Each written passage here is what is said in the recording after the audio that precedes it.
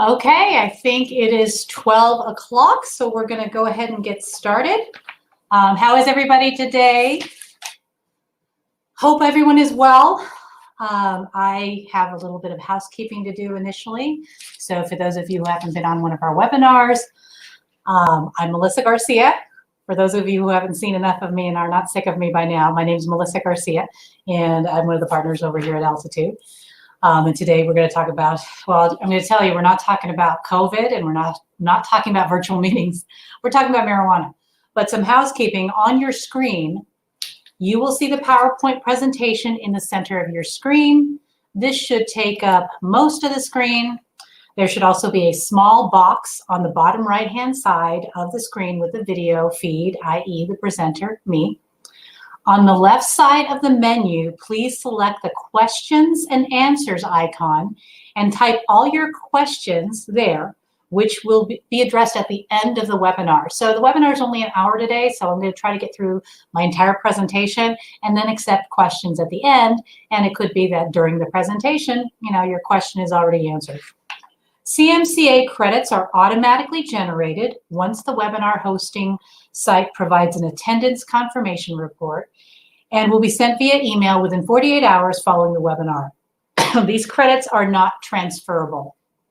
Please email education@altitude.law or call Sean directly at 303-991-2076 if you have any questions about receiving your CMCA certificates. Again, that's education@altitude.law or call Sean directly at 303-991-2076. All right, what else do we need to talk about today? So I always like to remind you guys of the next lunch forum and next webinar and all that good stuff. So what do we have coming up? We have a webinar on October 13th, 5:30 to 7:30. This is a board member webinar, Board Member Basics, Covenant Enforcement. So it's all about voluntary compliance and seeing how we can get homeowners to comply when they're violating governing documents. So that's, again, October 13th, 5:30 to 7:30, webinar for board members. Then we do have our next class isn't actually until November 5th. And that's, again, going to be held via online webinar. No in-person classes through the end of the year. No in-person. Who knows when that's going to pick up again. I'm kind of tired of not being able to see you in person and speaking to a little box and being all lonely over here. But at some point, we're going to go ahead and get in-person classes, but it just won't be in 2020. So look for that maybe in 2021. But that class is November 5th, 12 to 1:45, and it's the do's and don'ts of an HOA through pictures and videos. Ooh, so you get to see some probably pretty crazy, funny pictures and videos of the Hall of Shame or the Hall of Justice or whatever for HOAs. So don't miss that one. And again, that's our next manager forum, November 5th, 12 to 1:45. Another thing I think most of you already know this, but I wanted to remind everybody that we now have a YouTube channel just for Altitude Community Education. So our ACE YouTube channel, all our webinars and our forums that are recorded online will be uploaded to our ACE YouTube channel. So make sure you check that out and make sure you subscribe so you can get all our good stuff coming up. Okay, so again, what are we talking about today? Marijuana. We're not talking about virtual meetings. I think I've been talking about that for the last 3 weeks straight. And my voice is probably going because last week I taught 3 classes in a row. So it's one of those months, let's just say. Oh, it's starting a new month. But anyways, we're talking about marijuana. And the question is it still an issue? Yes, it is still an issue. Yes, we still get a lot of questions about it. How do we deal with it? Do we have the authority to deal with it? What is it? Now, I think most of you know what it is, but these kinds of issues come up regularly in our covenant enforcement department. Sometimes not necessarily just marijuana, but regulating the interior of the unit. We have a class just on that particular topic. So let's see. So yes, I apologize. So when we're talking about marijuana, although, and it's just, you can take a lot of what we're discussing today, except for the specific statutory references, and apply it to smoking, because it's the same kind of thing with the smoke that's traveling through all the units and everything. You have the same kind of problems and issues with both authority and enforcement and monitoring and all that. So we'll try to get to all of that today. What we're going to talk about is just initially authority to regulate marijuana. Then we'll talk a little bit about the statutes that apply, the amendments to the statutes to Colorado law, what the state of the law for federal law is, and then we'll go into the specific problems that regularly arise when we are dealing with marijuana issues. All right, so I'm going to go ahead and move to the next slide here. Okay, so authority to regulate. You know, whenever I teach a class that has to do with any kind of regulation on the interior of the unit, which would include marijuana and in general smoking, I always start with a discussion on authority, as it sometimes gets really easy for a board and a manager to just kind of assume that you have the authority to regulate anything in the community. And at the same time, sometimes it's really easy for a homeowner to say, hey, you have authority, HOA, to fix this issue for me, or to enforce this issue for me, because it's an issue for me as a homeowner or resident. So it's easy to assume that, but that's not always the case. And when it comes to regulating behavior that's on the interior of the unit, courts look at this very differently than if it's on the common area on the outside, for example, or the ongoings in the swimming pool, or the fact that you're bringing pets onto the common area, or parking, those kinds of exterior things. And regulating on the common area is a lot easier, and there's a lot more broad authority for the board to address that, simply because it's the common area, and that's one of the purposes of the association usually, is to maintain and to address and govern and operate the common area. Not so with interior behavior and smoking inside the unit or marijuana or whatever, because courts favor the free use of lots and units unless it's very clearly stated either in the declaration or otherwise. And so what we need to do is make sure that we have the authority to regulate the behavior in the first place. So we look at the statutes that apply, the Colorado statutes that apply, and we also look at federal law, whether or not that applies. And then we also delve deeper into whether the contracts, we look at both statutory law and contract law. And I say contract because courts look at the provisions that are in your governing documents, in your declaration, as kind of a contract between the homeowner and the association. I contracted with the association to adhere to these terms and provisions in the declaration when I bought my property. So that's what we want to look at first. And, you know, there's also common law, which we're not going to talk about today. That's more about case law. So there are cases that serve to provide guidance as well if there's no legislation and no governing documents to address it. But just realize that what we're really looking at when you turn over an issue to us is, do you have the authority to regulate per statute? Do you have the authority to regulate per your declaration? All right, so the other thing that I always want to talk just briefly about when it comes to regulating the interior of the unit is, what exactly is the purpose of the association? And we're looking at that because if there's a challenge to your regulation authority, one of the things that courts are going to look at is, is this within the purpose of the association? Do you actually have broad authority to do this? And is it something your association would typically do and enforce and regulate? A quick example would be, let's say there's somebody that's a Walmart or a chicken farm, or somebody is going to be developing something next door to your HOA.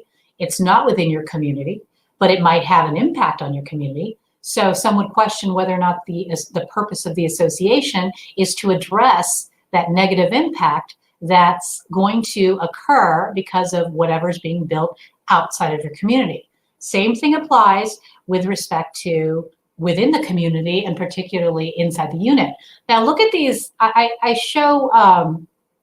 put up some typical purposes of the association, and usually you would find this in your articles of incorporation, sometimes also in your bylaws.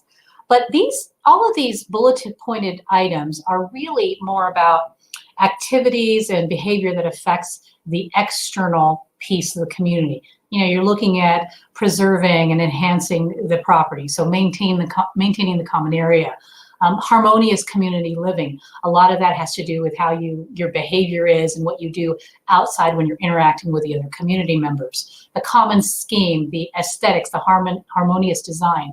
That's all really more about the association making sure that that external community, the purpose of the association is to address that, to address the operations and the external nature of the community. It doesn't, you rarely ever see anything that addresses internal, like the association's purpose is to address internal behavior of the resident or the owner, unless again, you know, has something to do with the negative impact that is occurring because of that internal behavior.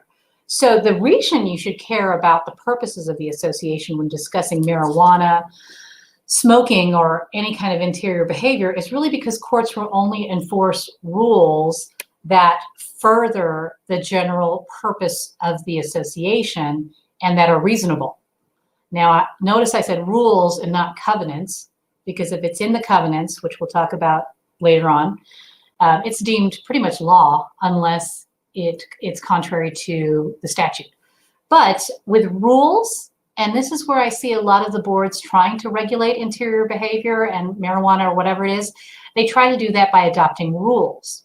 And the problem with that is there's no automatic presumption that that rule is going to be enforceable. The courts are going to scrutinize it a lot more heavily than if somebody was challenging a use restriction in the covenants. And that's because rules are adopted and drafted, amended and everything by the board of directors. So they're going to be versus the homeowners. The homeowners, as you know, and that's a whole other class, the homeowners amend the covenants. The homeowners have the ability to approve any changes to the covenants. Not so typically with rules. So that's why they deserve stricter scrutiny. And that's why if they're challenged, the court's going to look at things like, you know, is it reasonable? Is it consistent with the declaration? Is whatever rule that you're adopting within the purpose of the association? Did homeowners get notice of that rule? So all these different things that the association is going to look at, including the purpose. And that, again, is important when it comes to enforcing marijuana type regulations, because most of the time you're trying to regulate on the inside of the unit, and oftentimes you don't have that, that purpose or that specific authority to do so. So also you look at the scope of authority. You might have clear authority to regulate the community or potentially to regulate the unit and maybe even to regulate the interior of the unit, but look at the actual use, the scope of use of your authority. So for common area, we're going to talk about regulating the common area and the common elements and the limited common elements with respect to marijuana use.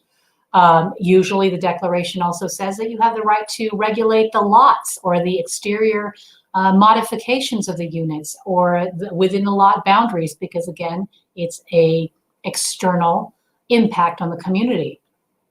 A lot of the documents might have specific regulating authority inside the individual units, but it's very particular. It might say something like, you have the authority to lease your unit as long as you follow these provisions, or you have the authority to have 2 or more dogs or whatever inside your unit, subject to these regulations. So you don't typically see anything about smoking or marijuana. So again, when you're looking at the scope of authority, if you don't have that particular language, then you're looking at some other language in the declaration that gives you that scope of authority in order to regulate marijuana. All right. So let's talk about, just briefly, the actual statutory provisions that, or the state of Colorado that allows for regulating marijuana, and it just addresses marijuana in general. So back in 2000, which was, I cannot believe it's been 20 years since this, and it feels like the last 6 months has been 20 years, but back in 2000, Colorado law was amended, the Colorado Constitution actually, was amended to allow or to legalize medical marijuana. So it was very specific to medical marijuana back then. And if you look at the slide, there was a lot of discussion about the regulations, although there was a recognition of the need for medical marijuana, particularly for those who are disabled, and that sort of interest outweighed some of the other interests that people that were against the, Amendment 20. But what that legislation did is it allowed medical marijuana only. There was a couple of other changes to the law in the future as well, and it fleshed out further some of the restrictions and the compliance issues and the specific regulations over the ability to use medical marijuana and to purchase medical marijuana and to grow medical marijuana for others who needed it. But you need the ID card. So there's a particular card that says that you have medical marijuana, that you are able to use medical marijuana, and it's because you're disabled in some fashion. And the specific legal landscape at that time was that the patient can possess up to 2 ounces of medical marijuana and cultivate. So if you were a caregiver, and all of these terms are defined and everything in the legislation. So if you were a caregiver or you yourself could cultivate up to 6 plants, 3 of which may be mature. So that was the law on medical marijuana back in 2000. Also, the patient can have a caregiver who can cultivate for that patient. Again, subject to specific limitations on plants and whether they're flowering and all that, and a couple of other regulations on where you could grow it and those kinds of things. So way back when, in 2000, it was limited to just provision and use of medical marijuana. So that changed back in 2012. And so this was Colorado Amendment 64. And if you need the specific references or the specific legislation or statutes, you can always email me and I can get that to you if you'd like the links to look up the actual, the full statutes and everything. So in 2012, what happened was Colorado law was amended to allow personal recreational use of marijuana. And that was 8 years ago. That particular statute is in Colorado Revised Statutes, Article 18. I think it's Section 16. I might have that wrong, but it's Colorado Revised Statutes, Article 18. So again, I can get you that reference if you'd like for the specific legislation. But what it did was it legislated, recreational use of marijuana.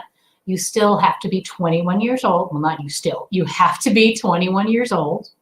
You can possess up to 1 ounce, and that's by an adult. And it's possessing, growing, using, consuming, I'm kind of reading from the statute here, processing, displaying, purchasing, or transporting 1 ounce of marijuana by an adult, age 21 and older. And these rights also extend to growing marijuana within your unit, growing up to 6 plants, 3 of which can be flowering.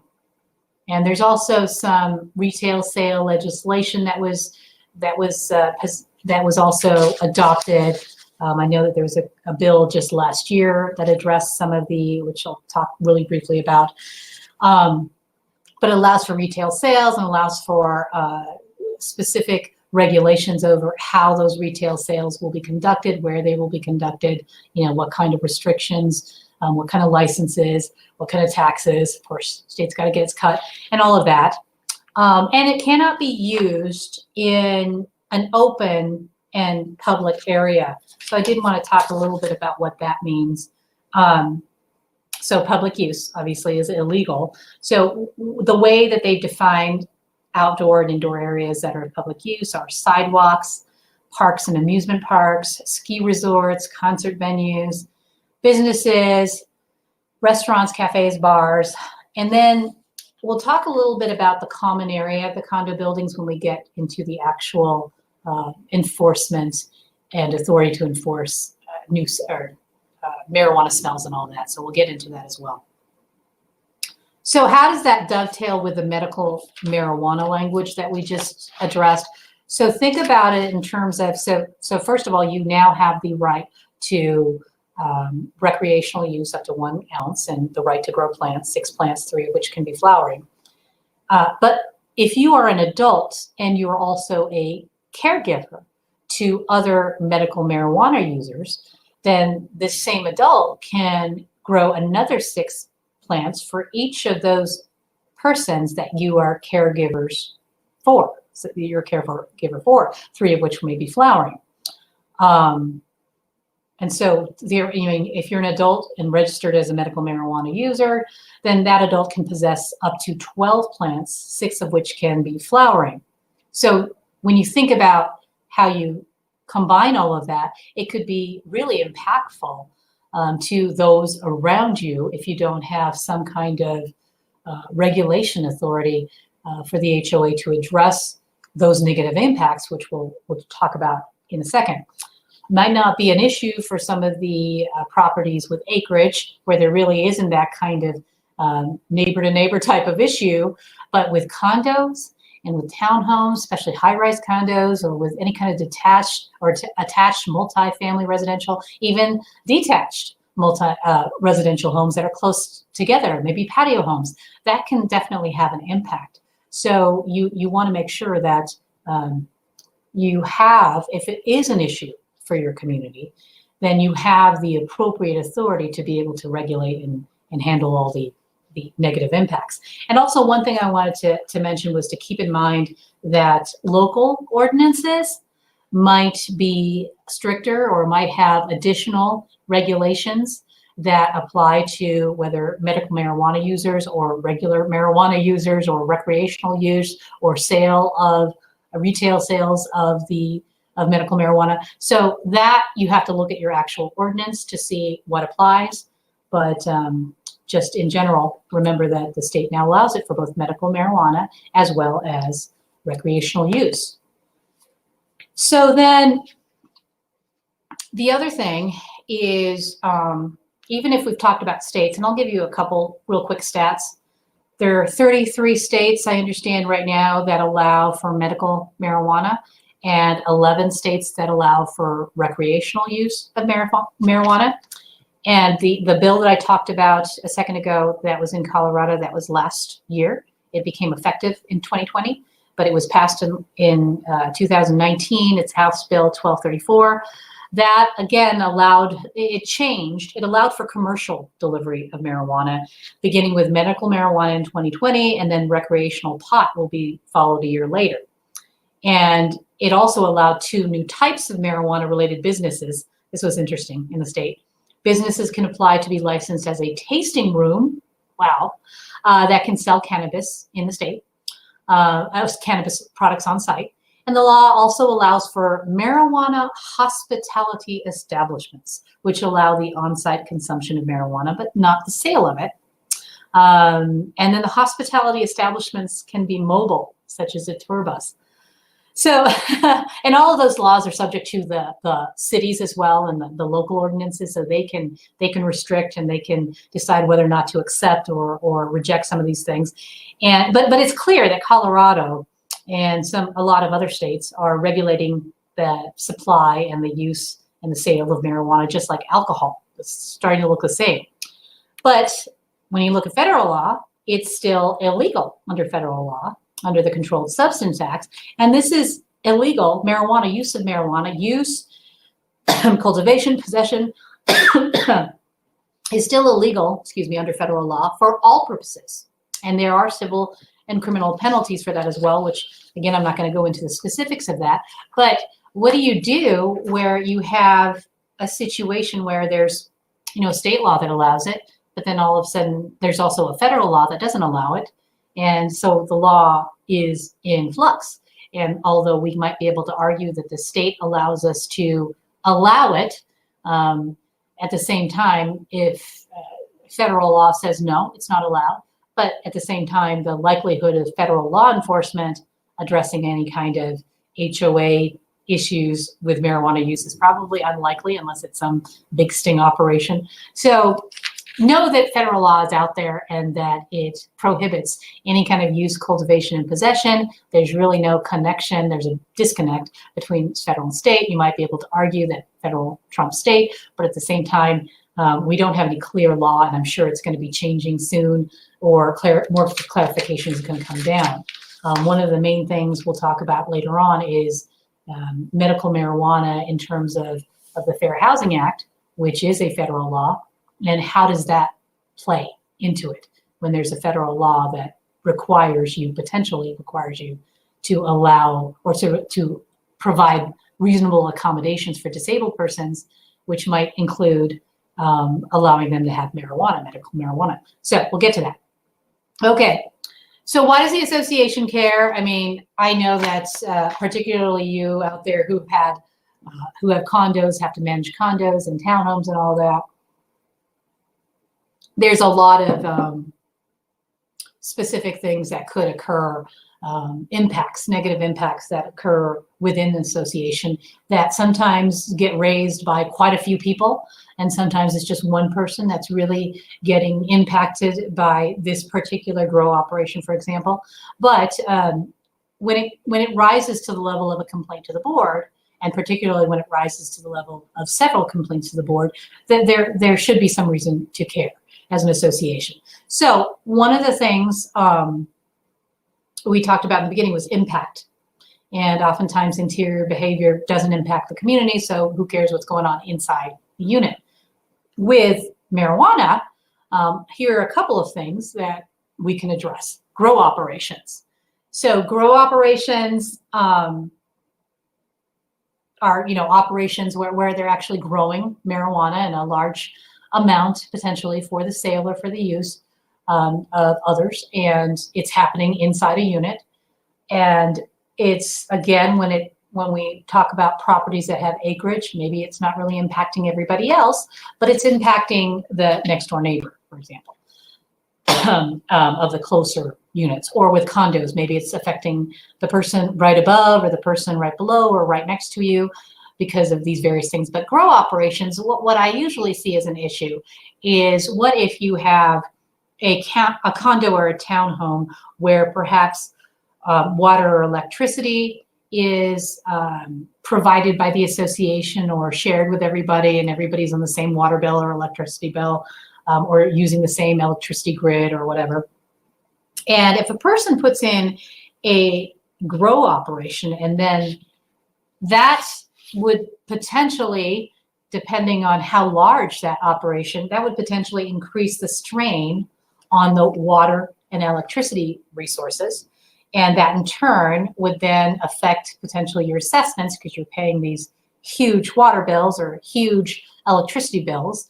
And what if the water and electricity bills are charged equally against everybody, even though one particular unit is the cause of that increased water usage or electricity usage? So that's one of the reasons why associations might care if they have a grow operation, because of the strain on resources and what impact that could have to the other unit owners.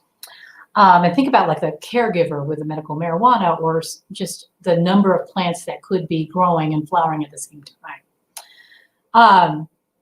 Also, another impact for a grow operation could be the increased traffic and potentially the risk of crime. That has been raised as potentially a problem with associations as well. I know that the statute we discussed says there can't be any growth in the public area. And you could certainly regulate the common area and everything.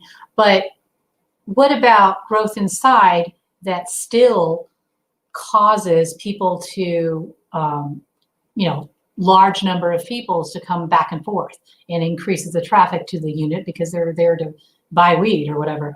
Or you have parking issues and you have people coming back and forth due to the grow operation, or maybe you're just transporting stuff back and forth. And the traffic's really going to just depend on the size of the grow and when it's time to harvest. So maybe this is just a timeliness issue or a specific time of the month or whatever, but at the same time, it's still a potential impact that is frustrating for the other residents. And then there's the question of crime and risk of crime. Maybe there's a lot of people that are coming over to purchase the marijuana or to pick up the marijuana. Maybe there's a thought that, hey, that guy has a grow operation, so that guy has a large amount of cash in his unit, his or her unit, so we're going to try to rob the community because of the availability. So, these are things that could be problems with respect to a grow operation and marijuana related to grow operation. Well, what's the other issue? Obviously, smells. So, I personally don't have an issue with the smell of marijuana, but that's just me. And a lot of people do find the actual smell objectionable. And so you have not just the odor from the smoking itself, so that could be the potential issue, but also potentially from growing and cultivating the marijuana as well. So again, the smell is going to depend on the size of the grow and maybe the age of the building, because with the older buildings, it's a lot easier to smell the different odors through the walls and all that. And if you continue to do nothing as a condo community, maybe the impact on the association is you're going to have this permanent, it makes sense to be worried about the permanent smell that could happen in the condos, in the hallways and all that. And because, people are smoking next door and that's traveling into the interior, or maybe they're throughout all the units and it's traveling into the common area hallways. And, this could also apply to regular smoke, but it's still an issue that smell is, if you don't do something about it, is going to stay in those hallways. So obviously that's why an association could care, is because of the impact on the smell and the complaints from residents and what could happen to the actual common area. And then finally, I put medical marijuana, but what I'm really talking about is just health issues. So of course, we'll talk about medical marijuana and how disabled people have the ability to request the ability to use medical marijuana. But also there's these claims that, just as with secondhand smoke, is this smoking of marijuana, am I going to be affected? Am I going to have health issues because the smoking of marijuana is going to be traveling and I'm getting secondhand smoke? So that's certainly something that could be an impact to the association, and why the association should care, even though there's nothing probably that says anything about marijuana in your governing documents or as a purpose of the association. So how do we deal with it? So grow operations. Remember, when you're trying to regulate or deal with it, we need to go back to whether or not there's authority and the scope of authority within your governing documents. Do we have something in the declaration that will address this? And so the first one is commercial business use violations. Is there something that actually prohibits commercial use of the unit or business use of the unit? Is there language saying that you can only use your unit for residential purposes and not for commercial purposes? If you have that, well, you can certainly use that if somebody is using the unit for a commercial grow. What's the problems with that? Perhaps the commercial use prohibition only prohibits if the use is visible externally, or maybe it only prohibits the type of commercial use that has employees that comes to the site, or maybe it says commercial uses are allowed as long as they comply with local ordinance. So home businesses are allowed if they comply with local ordinance. What if your particular type of grow doesn't violate any of that language in your declaration? So you probably wouldn't be able to use the commercial business use if the type of activity isn't really going to be violating specifically the language in your commercial use prohibition. So that's document specific. You need to look at the language. Chargeback electricity of water use. So a lot of associations think that, you have strain on resources, you can go ahead and charge back the cost to the unit owners. If they're using all the water, they're using all the electricity, I'm just going to charge it back. Well, you don't have that automatic authority in your governing documents. So for post-Kiowa communities, and those are communities that are subject to Kiowa, Colorado Common Interest Ownership Act, and they were created on or after July 1st, 1992. If you wanted to be able to charge back any expense that was related or benefited or related to a particular unit or less than all units, you have to have the language stated in your declaration that allows you to do that. So if you don't have that language, you can't just charge back that water use or that electricity use to the particular unit. For pre-Kyle associations, you have to have the chargeback authority, something in your documents that allows you or doesn't prohibit you from levying that expense to everybody in the community. And a lot of the documents might say all common expenses, so water and electricity, if it's a common expense, your documents might say all common expenses are going to be charged equally and not against a particular unit.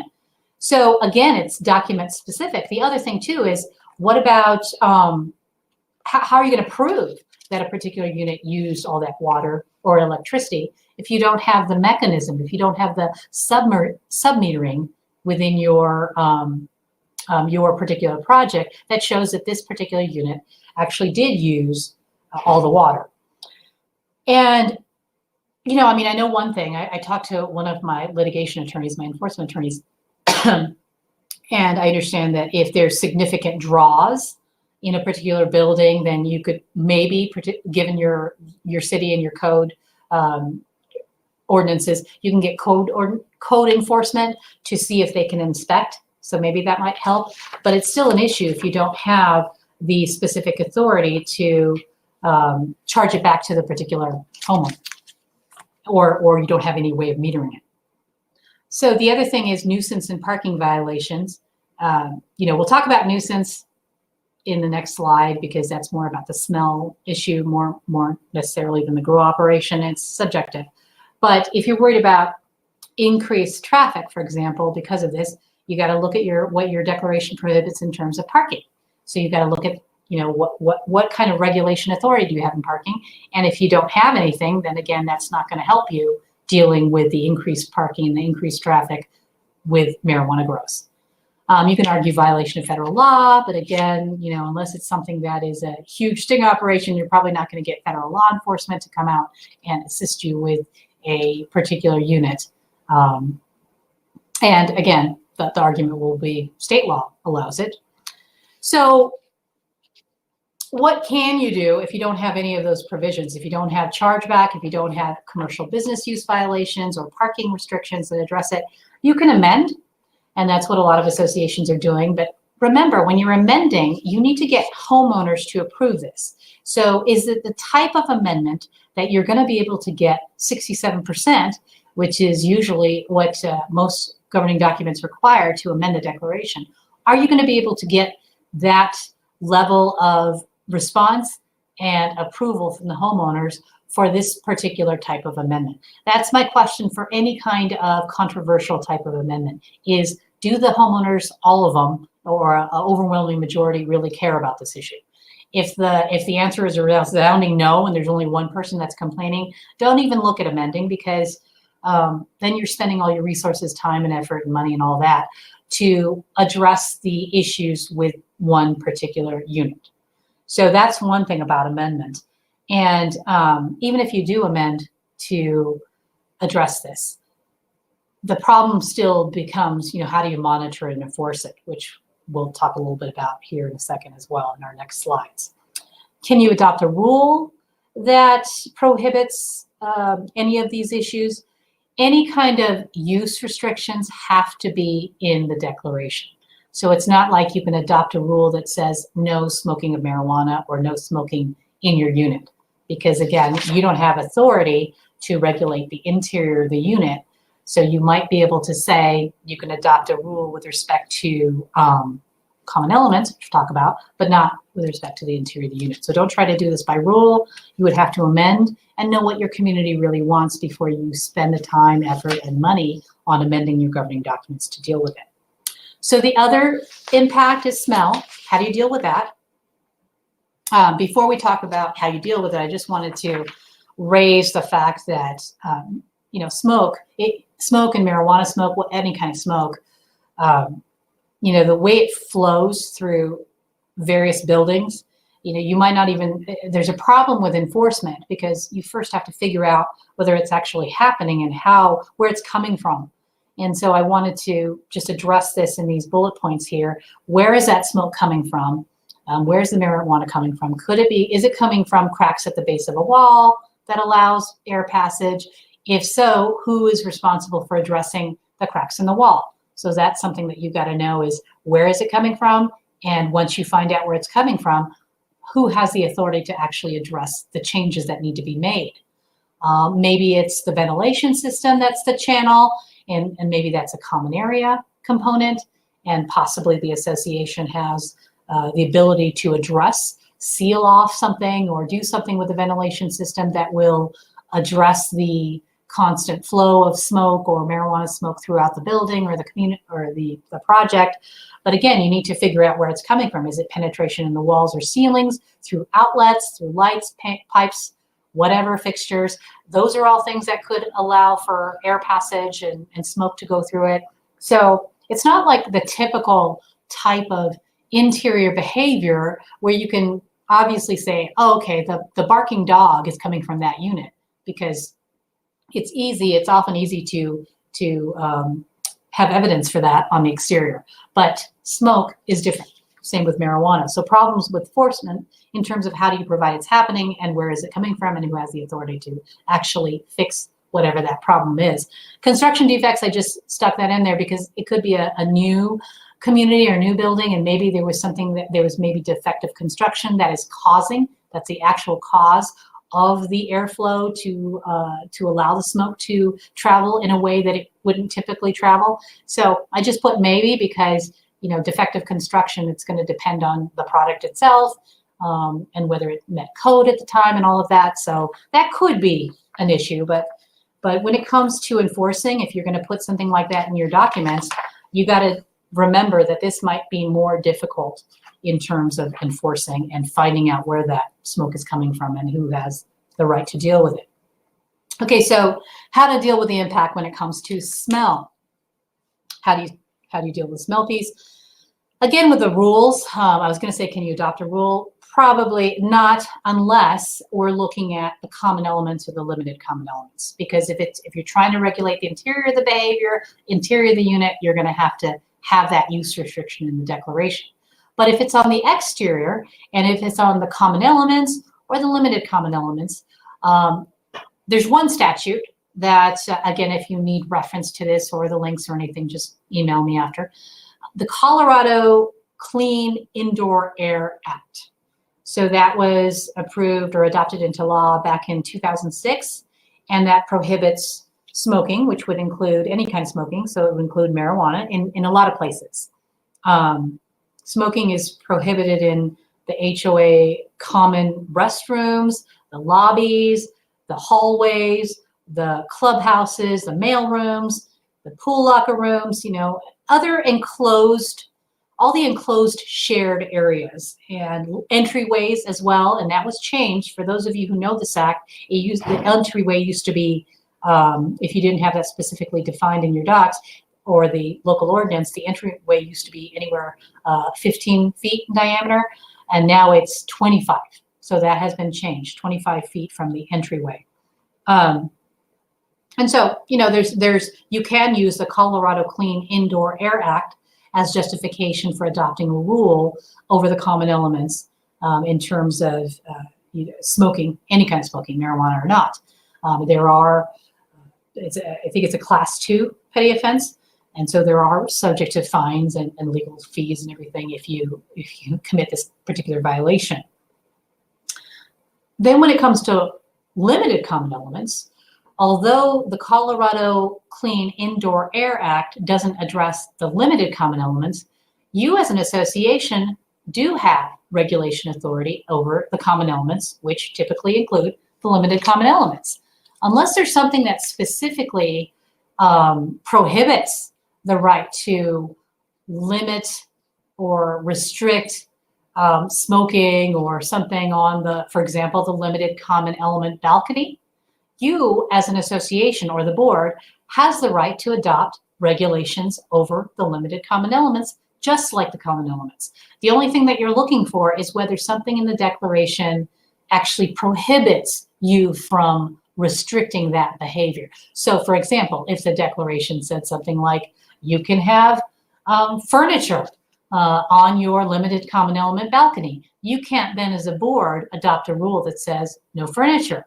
Same thing with smoking or marijuana. Now, I know that most declarations don't typically say you can smoke on your balcony, but look for that language. I have some associations that are writing that in to make it very clear that we're not going to prohibit smoking on the balconies.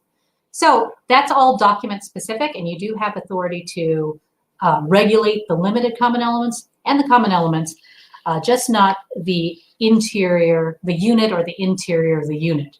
That's where you need to have actual language in your declaration to deal with smells and grow operations. So some have asked whether you can use the nuisance clause. So most governing documents, most declarations say that if there's objectionable or offensive, or odors that are offensive, or noise that's offensive, whatever, and it rises to the level of a nuisance, so that the neighbors or the residents or other homeowners, it's affecting their use of their property, their reasonable use of their property, and their enjoyment and their quiet enjoyment. And there's a lot of really general, broad language under the nuisance clause. And could you then use that to enforce marijuana? For example, if you don't have a specific provision that says no smoking or no smoking of marijuana in your declaration, then can you say, but my declaration says no nuisances anywhere in the community, including the interior of the unit, and can you build off of that? So there's a lot of problems with that. Simply, and probably the main problem is that it's subjective. Compare it with odor. A lot of people might be object to Italian smelling food, or Indian smelling food, or Filipino smelling food, or whatever. They might object to that, just like they might object to the smell of marijuana. But it could be one person out of a community of 100, or maybe it's one person in a unit in a condo building, but no one else on the same floor or above or below that unit has the same kind of objection to that smell. So when it comes to nuisances, it's really in the eye of the beholder.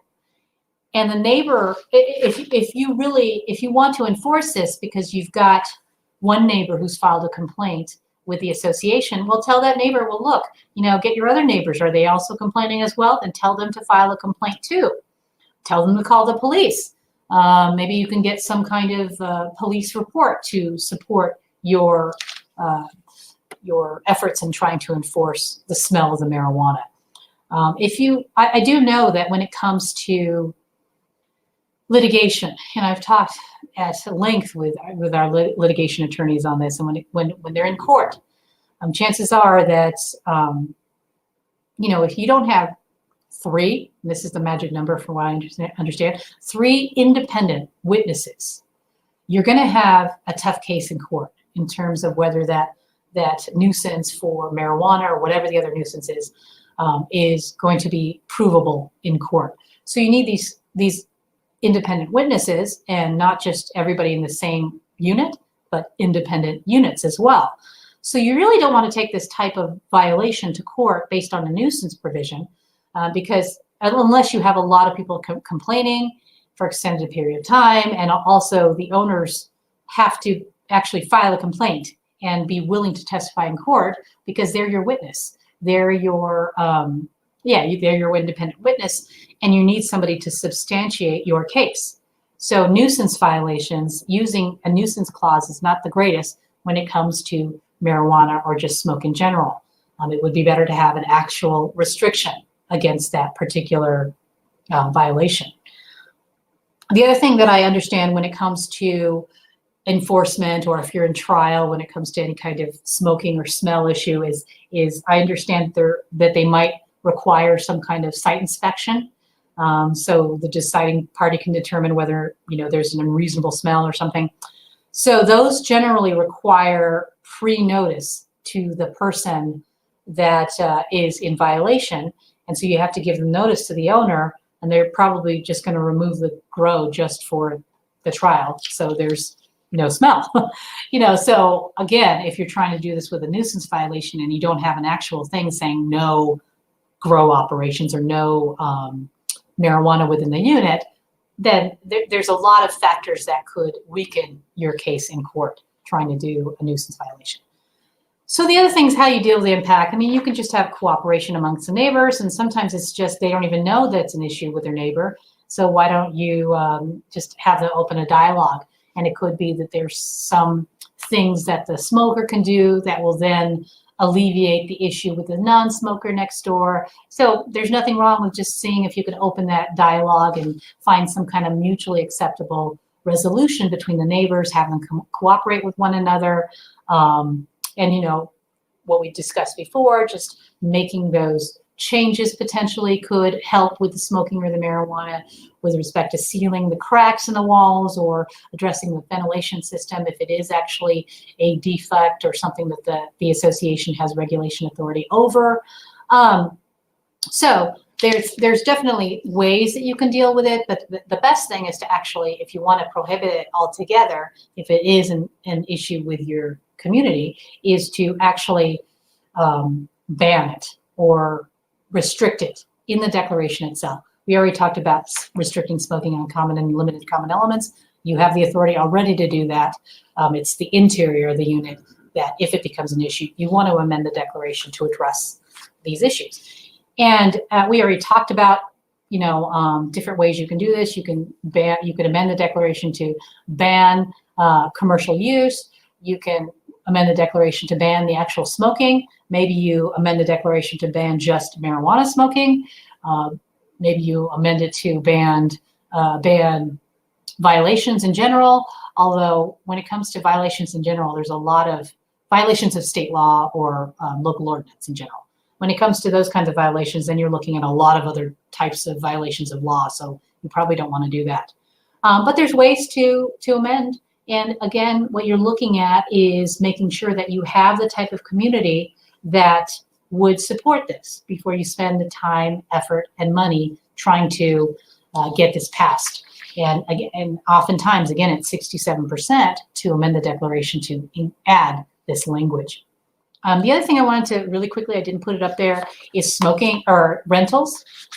So rentals, you want to make sure that the fines that are levied against the person who is violating the particular marijuana restriction, if you have the marijuana restriction, are constant and regular. So if the tenant is continuously smoking marijuana on the common elements or the limited common element balcony and you've adopted a rule, or if there's a use restriction and they're constantly violating it, then you know the owners rent these units to make money and the grow operators are making a lot of money on this, and your fines need to be commensurate to steep but reasonable.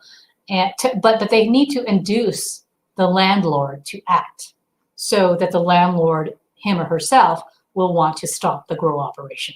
So make sure the owner knows of the smell, because if the owner gets rid of the tenant or long after the tenant is gone, the owner is going to then have to clean that unit. So to the extent that you can, not to the extent, but any kind of violations of the tenant are going to go back to the unit owner.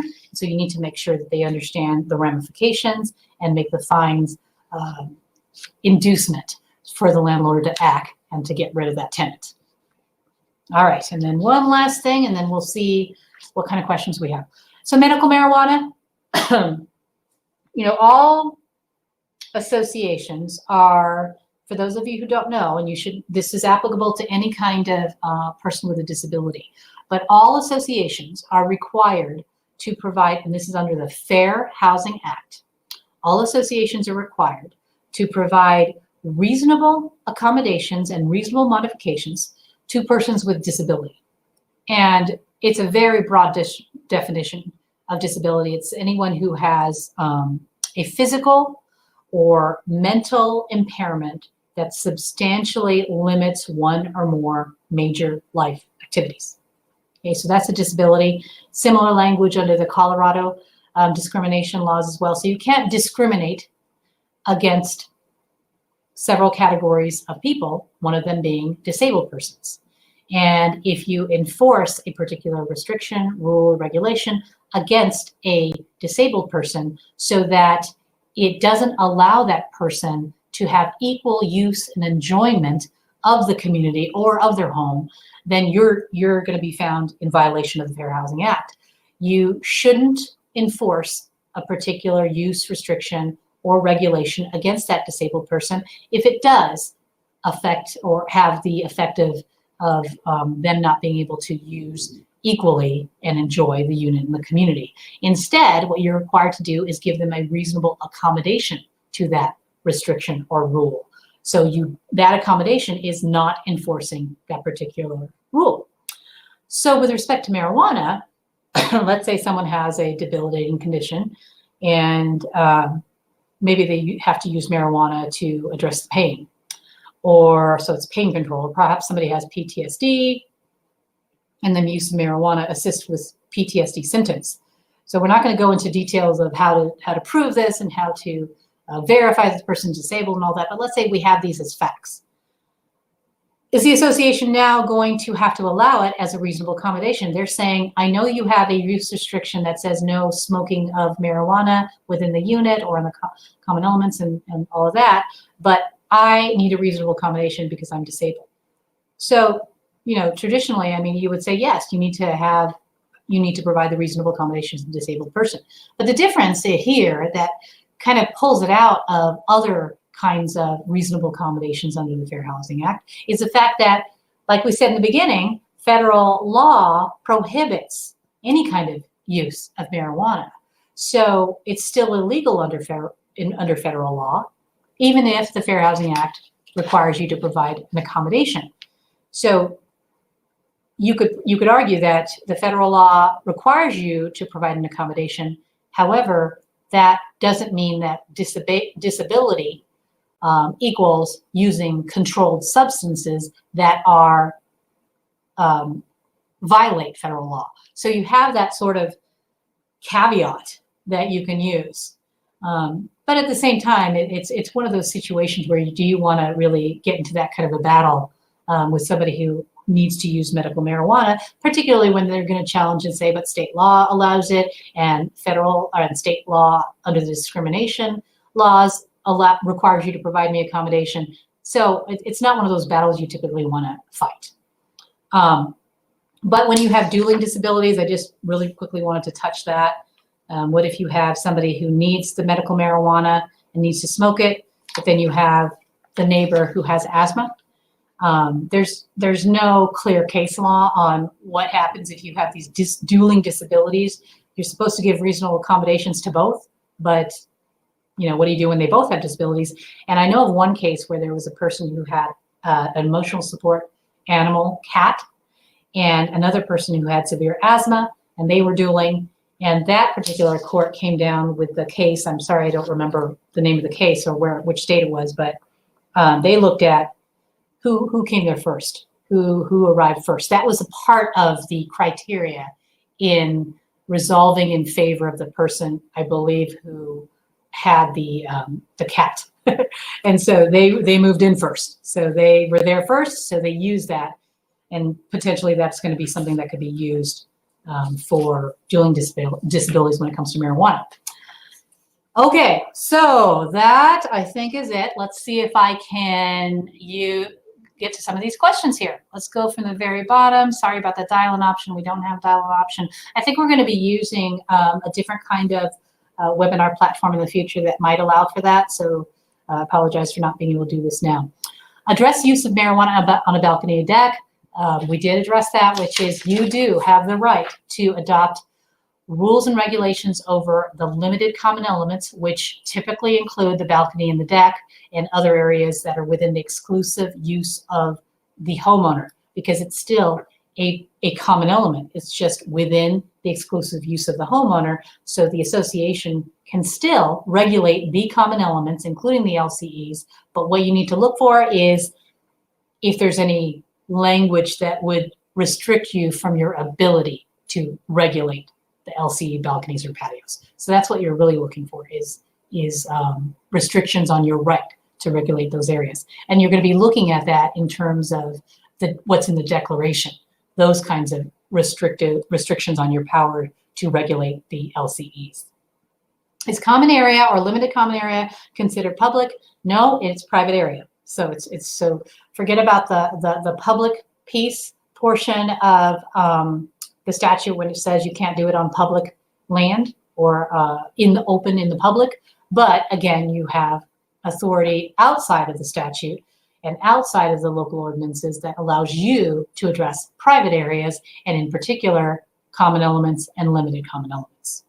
The smell can also impact health of other residents. Asthma, absolutely. Just like secondhand smoke, the same thing. I know that some states, I know Utah, probably others as well, but I know Utah has codified secondhand smoke as a nuisance. I think that's still the law, and it could be in other states as well. But I know Utah had, at least, I remember this was 10 years ago, I think. They've actually, there's a code that says secondhand smoke is, a nuisance. So then it becomes an issue of where it's actually coming from, whether it's prohibited in the documents, but you could use that as support for your nuisance claim, for example. So when you're taking somebody to court for marijuana and use of marijuana or a grow operation, then the best thing is to have a specific language, specific provision saying no use and no growth and no whatever inside the unit. If you don't have that and you're trying to do this with respect to a nuisance clause, then you need to get a lot of people that are complaining. Then maybe you can talk about health impacts because of asthma. Maybe you have that neighbor who is disabled with asthma and you can use that as your support. Maybe that's one of your witnesses for why it becomes a nuisance. What about the use in the backyard of single-family homes? I get lots of complaints about the smell and people not being able to enjoy their patio because of neighbors, especially those with small children. And again, what you're looking for in the backyard, when it comes to grow, they're not going to be able to grow it so people can see it and actually be able to use it. And I know a lot of, or be able to access it. So I know that a lot of local ordinances have very strict restrictions on where you can grow it within a single family home community, how far, if you can use an accessory structure to grow the marijuana. There's a lot of local restrictions on that, but let's say there's nothing in the ordinance. And again, when we're talking about public area, we're open in the public area. We're not really necessarily talking about the private area within the fenced yard. So what you're looking for is language in your declaration that allows you to regulate what's in that backyard. And if you don't have the specific language in your declaration that allows you to regulate what they grow and what they do in the backyard or the impact, and most of them do. So I'm thinking single family homes, there's a lot of language in the declaration that allows you to approve certain landscapes and what you can do in the backyard. But if there's not, then you're relying on things like nuisance and other external provisions that would allow you to regulate it. It's not great unless you have the specific language in your declaration. It's not great to do this by nuisance. If you have a lot of neighbors that are complaining that are all around, maybe 3 neighbors that are complaining next to the single family homes, then yeah, you can do a nuisance clause, but it would be better to address that as an amendment to your declaration. So Westminster, there's somebody that responded about Westminster requires greenhouses or enclosures, but police won't enforce. Yeah, great comment. We talked previously about enforcement. Even if you do have the authority, even if you do can contact the local regulation authorities to address their own violations, are the police going to enforce that? Maybe, maybe not. If they don't, then it would be better if this was a problem for your community to actually have that clear language in your documents, in your declaration, so that you can take it to court yourself. And then again, you want to have a lot of witnesses, 3 witnesses, at least, who are willing to sign off and say, we're going to testify in court if we need to move forward on that particular violation. Are edibles an acceptable accommodation versus smoking? You could probably require that edibles be used, but not if that's not enough, if it doesn't have the same kind of, doesn't treat the symptoms, I guess, of the disability as would smoking. So I think that might depend on the person with the disability and whether or not they need a certain type of medical marijuana. I'm not the medical marijuana guru, but there might be a claim that that's not reasonable, because you have to give, you have to have the homeowner that, or the resident that has the disability has to be able to have an equal use and enjoyment of the community. And maybe the edibles don't give enough for that person to assist their disability so that they can have that equal use enjoyment. I'm sorry about that answer that I can't give you a specific on that. And I don't know if there's anything out there. I'll do a little bit of searching more and see if there's more clarification about edibles and how that falls under the whole reasonable accommodation. But again, Fair Housing Act, the issue is, do you even have to give a reasonable accommodation under the Fair Housing Act, because marijuana is illegal under federal law. So there might not be anything out there from the HUD level or the Department of Justice level that will address that particular question. If state law says you can smoke, how is it that the HOA is able to amend the declaration to say no smoking? Doesn't the state law supersede the HOA docs? That is a great question as well. You can be stricter. You can be stricter in state law, just like and you can be stricter in local ordinance as well. Even if there is even language that allows an entity and an owner that occupies a project or a property to regulate marijuana. So even though the statutes say this is allowed, they still also allow associations and other parties and owners and everything to be stricter than what's allowed under statute. So even like if the statute says, alcohol is allowed, there's no prohibition against alcohol, you can still, as an association, say no alcohol in the common areas. So you can always be stricter. You just need to have that language stated in your declaration, and you have to have the appropriate approval from all the homeowners to amend to get that language in your declaration. So that response can be applicable to other types of allowances under the state statute that the association can still be stricter. So yes, you can, unless case law or something in the future tells us otherwise, you can regulate in your declaration as long as you get the appropriate approval from your homeowners to amend the declaration to be stricter. Okay, I think that is, could an HOA prohibit marijuana smoking only on common area, or would all types of smoking need to be prohibited?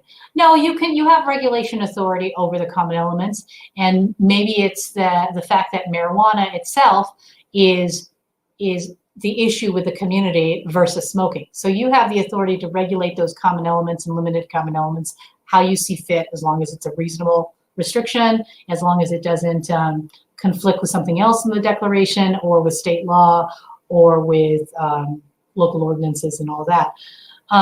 So yeah, you have the ability to do this. You might have a political issue because then they're going to say, well, why are you restricting that and not other kinds of smoke? And then you're going to have to say, well, because maybe the other kinds of smoke aren't objectionable and offensive, and then maybe you'll be on the news. But at any rate, you do have regulation authority over the common elements, and you can identify certain types of behaviors that are prohibited, just like with marijuana. Okay, there is a text that needs a response. I'm not sure. Can fines, okay, here we go. Can fines for smoking in common area be charged without a warning letter and right for a hearing?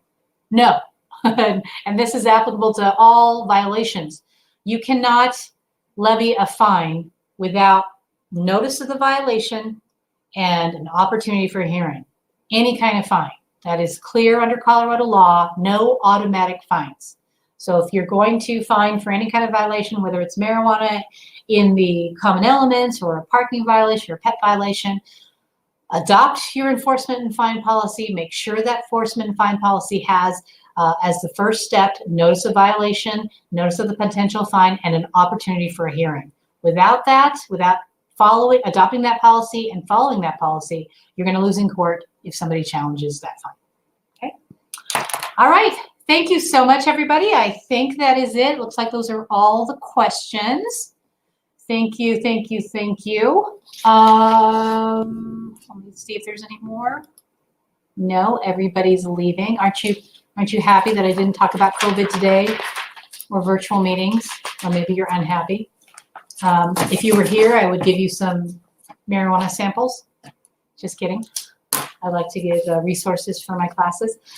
Okay, thanks all for joining. Remember to check our website, www.altitudelaw, for all of our upcoming classes, webinars, forums, and all of that. That's in our education page that's on our website. That education page, you can also click on a link that gets you right to the ACE YouTube, so you can see all of our webinars that we've done.